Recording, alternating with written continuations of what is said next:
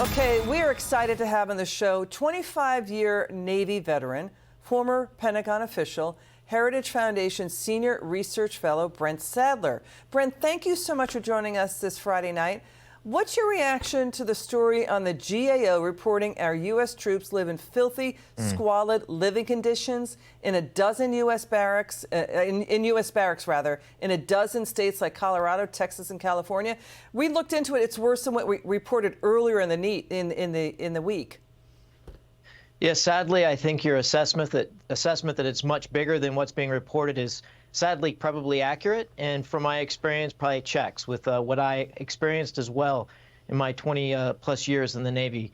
It's unacceptable. It certainly requires leadership's engagement, and I'm talking senior uniformed leadership's engagement.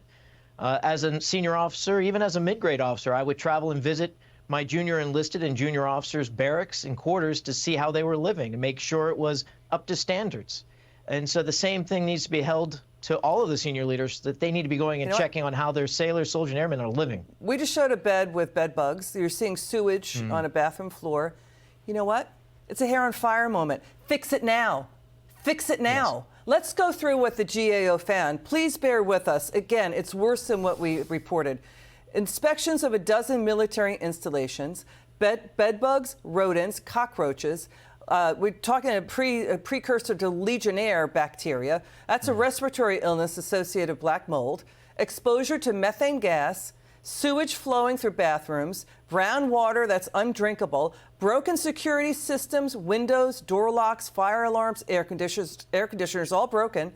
Heating systems where rooms hit more than 90-degree Fahrenheit. Brent, can you please explain to the viewer what our troops go through in their conditioning, their daily routines to serve our country, and then they have to come home to that? Absolutely. I mean, they all are patriots. They all sign up to put their lives at risk. They live in very Spartan conditions, but where they have their stuff, their gear, and where they go to rest and relax, their home, should be a place that they're comfortable to go in. And in a competition for people, in a tight market for bringing people and recruiting that stinks, quite frankly, this is not how you treat them. Absolutely not how you treat them if you want to win that fight for people. You know, lawmakers are outraged. It's a disgrace. They sent a letter saying to the Pentagon, fix it now. The White House, fix it now. Our troops do not deserve this. They're demanding answers on why they live in squalor. Again, it's a total disgrace. And now the Pentagon asked for about $15 billion for overall facility sustainment. It couldn't identify how much of this total would be spent toward the barracks, though. Your final word. Well, you know, a couple of years ago, we had a string of suicides in Norfolk, Virginia, because of the conditions there were so horrific and so pressing that you had a string of suicides, and yet still it's only been in the last several weeks that we've actually seen any movement on a barracks barge actually coming to deliver some relief to these sailors that live down there. So that type of timeline, inadequate. Leadership needs to get involved and needs to be seen in the barracks and in the housing where these folks are living. And I'm talking like Secretary of Army, Secretary of the Navy, Air Force. They need to be down there. The last time that I saw this, in my experience, get turned around quickly was when the Secretary of the Navy's wife went and toured the barracks in Pearl Harbor, and they turned it around in a period of several years. You know, Brent, my family's going to get angry with me. My family doesn't like it when we talk about our family. My mother never knew her father. He died from mustard gas complications, getting hit with mustard gas in World War I, the Battle of the Somme.